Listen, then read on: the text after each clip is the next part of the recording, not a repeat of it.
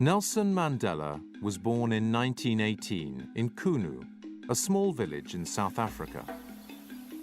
When Mandela was 12 years old, his father died. Mandela went to school and then in 1937 went to university. And after university, he went to Johannesburg.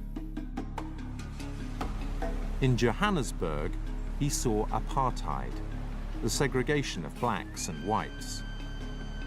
He lived in a poor black township and saw the terrible life of black people in the city.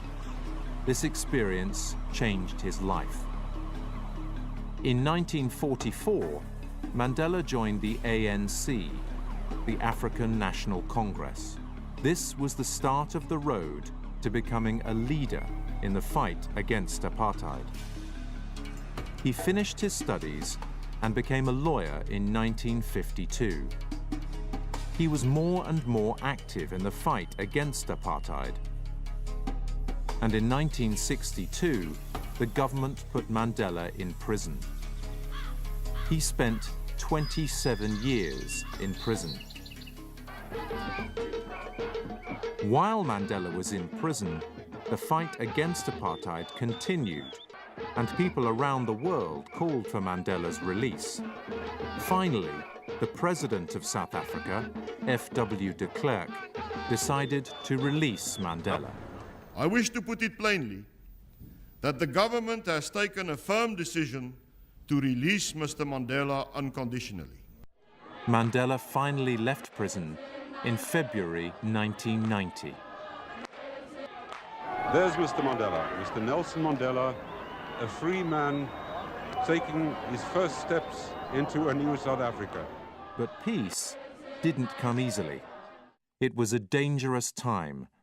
Mandela called for peace, but not everybody wanted peace.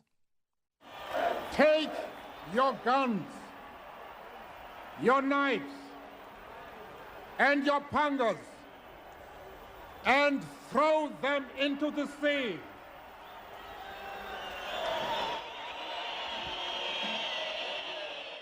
I said, if I am your leader, you have to listen to me.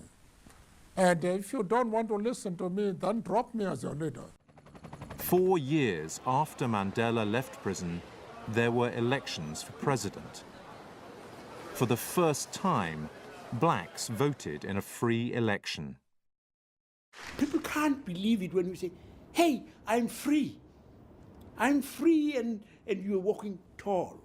And on May the 10th, 1994, Nelson Mandela became president of South Africa.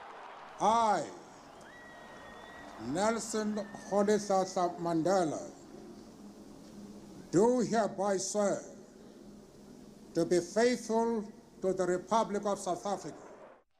In his 5 years as president, Mandela worked to bring peace between blacks and whites. Then, in 1999, he retired, but he didn't stop working.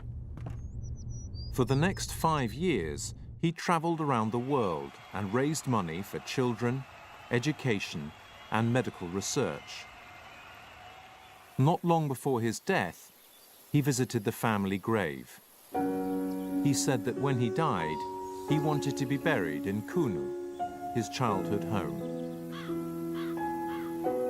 Nelson Mandela died on December the 5th, 2013, at the age of 95.